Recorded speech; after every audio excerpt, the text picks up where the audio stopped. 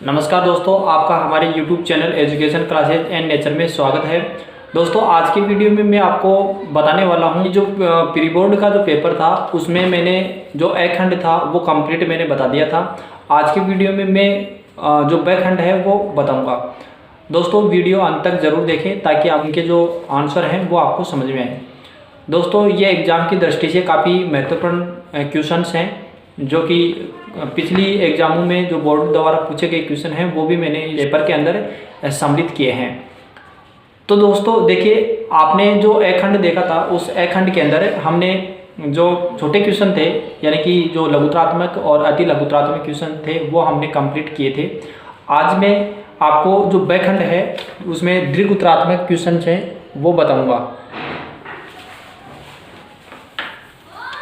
दोस्तों, इसमें चौथा क्वेश्चन है जो कि आप स्क्रीन पर देख सकते हैं। जो चौथा क्वेश्चन है, थर्मिट अभिक्रिया किसे कहते हैं, उदाहरण भी दीजिए। देखो, थर्मिट अभिक्रिया क्या होती है, जब जो आयरन ऑक्साइड है या आयरन थर्ड ऑक्साइड, इसकी क्रिया अगर एल्यूमिनियम से करवाई जाती है तो क्या होगा, जो फेरस है वो अलग हो जाएगा, फेरस का जो अपचयन हो जाएगा, फेरस अपचित हो जाएगा। तो इस अभिक्रिया को हम थर्मिट अभिक्रिया कहते हैं। और ये विक्रिया जो रेल की जो पटरियाँ होती हैं उन पटरियों को जोड़ने में इसका उपयोग होता है। तो इसका आंसर आपको समझ में आ गया होगा। इसका क्रिया का जो समीकरण है वो यहाँ पर आप देख सकते हैं, इस प्रकार इसका समीकरण है। पांचवा क्वेश्चन है वो देखिए। पांचवा क्वेश्चन है, चिपको आंदोलन क्या है। देखिए, चिपको आंदोलन एक संपोषित प्रबंधन के लिए जो खेजड़ली ग्राम है उसमें ये आंदोलन चलाया गया था। जो अमृता देवी बिश्नोई समाज की महिला थी, उन्होंने ये अभियान चलाया था जो पेड़ों को बचाने के लिए था। क्योंकि वहाँ का जो खेजड़ली ग्राम था, वहाँ का जो राजा था, उनको अपने महल निर्माण के लिए यानी भवन निर्माण के लिए लकड़ों की आवश्यकता थी। तो अपने सैनिकों को वो आदेश दिए कि पेड़ हैं उनको काटिए, और काट कर लाई। जो पेड़ों के काटने की आवाज़ सुनकर जो अमृता देवी थी वो पेड़ों को बचाने के लिए उनसे निवेदन किया, लेकिन सैनिक थे वो नहीं माने, वो पेड़ों से चिपक गई। तो सैनिकों ने पेड़ों के साथ उस अमृता देवी बिश्नोई जो समाज की महिला थी उनको भी उस पेड़ों के साथ काट दिया गया था। और ये 1970 में हुआ था। और ऐसे उस गांव की लगभग 363 महिलाएं हैं, उन्होंने अपना बलिदान दिया था। तो ये चिपको आंदोलन है, संपोषित प्रबंधन से संबंधित है, काफ़ी महत्वपूर्ण है। इसके बाद में देखो, छठवां क्वेश्चन है, जैव आवर्धन क्या है। देखो, जैव आवर्धन क्या होता है, किसान अपने खेतों के अंदर जो सूक्ष्म जीव हैं या कीट वगैरह हैं उनसे बचाने के लिए अपनी खेती के अंदर जो कीटनाशक है, पीड़कनाशी है, खरपतवारनाशी है, ऐसे रसायनों का उपयोग करता है जो पेड़ों के माध्यम से खाद्य श्रृंखला में चलते हुए जीवों के शरीर में आ जाती है। उसे ही हम जैव आवर्धन कहते हैं। क्योंकि जो खाद्य श्रृंखला होती है, खाद्य श्रृंखला के माध्यम से जो जीव हैं उनके शरीर में ये रसायन पहुंच जाते हैं, इसे ही जैव आवर्धन कहते हैं। सातवां क्वेश्चन देखिए, ओजोन क्या है, ये किसी पारितंत्र को किस प्रकार प्रभावित करती है। देखिए, ओजोन को हम सभी जानते हैं, ओजोन एक गैस है जो हमारे वायुमंडल में ओजोन परत है उसका निर्माण करती है। और यह ओजोन परत है ये सूर्य से आने वाली हानिकारक पराबैंगनी किरणों को रोकती है। लेकिन वर्तमान में जो CFC इस ओजोन परत है उसमें छिद्र कर रही है, या ओजोन है वो CFC द्वारा अपशित हो रही है, जिससे जो सूर्य से आने वाली पराबैंगनी किरणें हैं वो पृथ्वी पर आने लग गई है। अगला क्वेश्चन है, चुंबकीय क्षेत्र रेखाएं एक दूसरे को प्रतिच्छेद क्यों नहीं करती या प्रतिच्छेद नहीं करती, क्यों। देखिए, चुंबकीय बल रेखाएं यदि प्रतिच्छेद करती हैं तो उनके जो प्रतिच्छेद बिंदु होता है उस प्रतिच्छेद बिंदु पर अगर कंपास को रखा जाए, जो दिक् सूचक है उसको रखा जाता है, तो वो दो दिशाओं को प्रदर्शित करना चाहिए, जो कि वास्तव में संभव नहीं है। क्योंकि कंपास में तो एक ही सुई होती है, वो दो दिशाओं को कैसे प्रदर्शित कर सकती है। इसलिए चुंबकीय बल रेखाएं कभी भी एक दूसरे को प्रतिच्छेद नहीं करती या एक दूसरे को कभी भी नहीं काटती। इसके बाद में अगला क्वेश्चन देखिए। अगला क्वेश्चन है, निरपेक्ष अपवर्तनांक किसे कहते हैं, समझाइए।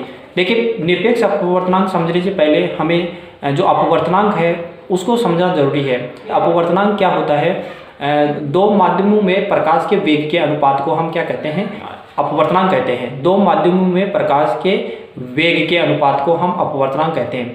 यदि इन दोनों माध्यमों में से एक माध्यम अगर निर्वात हो तो उसे हम निरपेक्ष अपवर्तनांक कहते हैं। अगला क्वेश्चन देखिए, समजात व समरूप अंग क्या हैं?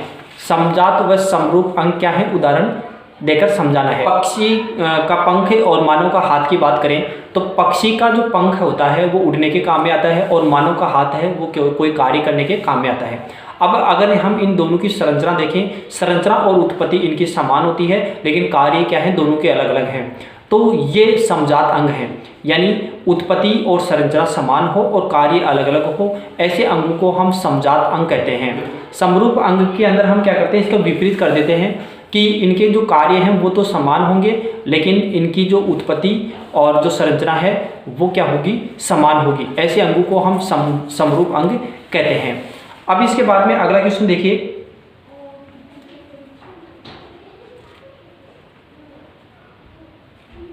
अगला क्वेश्चन है अमीबा में पोषण को सचित्र समझाइए। अमीबा में पोषण किस प्रकार होता है, इसको सचित्र आपको समझाना है। देखिए दोस्तों, अमीबा एक कोशिकीय जीव है और ये एक कोशिका के माध्यम से ही क्या करता है, अपनी संपूर्ण जैविक क्रियाएं हैं वो संपन्न करता है। तो इसी प्रकार अमीबा भी क्या करेगा, पोषण एक कोशिका से ही करता है। जब अमीबा को भोजन ग्रहण करना होता है या भोजन की गंध आती है तो ये कूट पादों की सहायता से भोजन की तरफ गति करेगा और यानी भोजन के टुकड़े को चारों ओर से घेर लेगा और खाद्य दानियों में उसका अंतःग्रहण कर लेगा और जो खाद्य दानियों में पहले से ही पाचक एंजाइम होते हैं जो भोजन को पचा देते हैं। तो इस प्रकार ये आप यहाँ पर इसका चित्र देख सकते हैं, जो यहाँ पर इसका चित्र है उसको देख सकते हैं और इस चित्र के आधार पर हम इसको समझ भी सकते हैं। निस्तापन और भर्जन में क्या अंतर है, इसको भी आप देखिए। निस्तापन और भर्जन क्या होता है, भर्जन क्या होता है, देखिए सल्फाइड अयस्कों को धातु ऑक्साइडों में बदलने के लिए भर्जन प्रक्रिया की जाती है। यानी कि सल्फाइड अयस्कों को वायु की उपस्थिति में धातु ऑक्साइडों में बदलने की जो प्रक्रिया होती है उसको भर्जन कहते हैं और कार्बोनेटिक अयस्कों को वायु की अनुपस्थिति में धातु ऑक्साइड में बदलने की प्रक्रिया निस्तापन कहलाती है। इसका जो आंसर है आप यहाँ पर देख सकते हैं। मतलब सोडियम व पोटेशियम को तेल के अंदर संग्रहित क्यों किया जाता है। दोस्तों आप जानते हैं लिथियम, सोडियम, पोटेशियम ये धातुएं क्या होती हैं, अत्यधिक क्रियाशील होती हैं। अगर इसको वायु में खुला छोड़ देते हैं तो ये वायु में उपस्थित जलवाष्प से क्रिया कर लेता है और क्रिया करके ये आग पकड़ सकता है, इसलिए इसको तेल में रखा जाता है। तो सोडियम और पोटेशियम को केरोसिन तेल में संग्रहित किया जाता है। अगला क्वेश्चन देखिए, धातु की जल वाष्प के साथ अभिक्रिया लिखिए तथा अभिक्रिया के लिए आवश्यक चित्र बनाइए। देखो धातु की जो जल वाष्प से हम क्रिया करवाते हैं तो ये जो क्रिया होती है वो किस प्रकार होती है, यहाँ पर हम इसकी क्रिया देख सकते हैं। इस प्रकार इसकी क्रिया होती है। यहाँ पर जो H2 है वो गैसीय अवस्था में है क्योंकि जो जलवाष्प से हम कह रहे हैं और इस प्रकार ये धातु हाइड्रोक्साइड का निर्माण करता है। और अभिक्रिया के लिए आवश्यक चित्र है वो चित्र ये इस प्रकार इसका चित्र है। फिर अगला क्वेश्चन देखो, 16वां क्वेश्चन है, दीवारों पर सफेदी करने में किस विलयन का उपयोग किया जाता है, उस विलयन के निर्माण की रासायनिक समीकरण। दीवारों पर सफेदी करते हैं तो सफेदी करने में कौन सा जो विलयन है वो काम में लेते हैं। हम जानते हैं हम मार्केट से कली लेकर आते हैं और कली जो होती है उसका सूत्र कैल्शियम ऑक्साइड मतलब CaO ये होता है और इसमें जल डालते हैं तो चूने का पानी बनता है। मतलब ये जो कैल्शियम ऑक्साइड है ये जल से क्रिया करेगा तो CaOH2 इस प्रकार ये बनाएगा। ये विलयन हम जो सफेदी करने के काम में लेते हैं।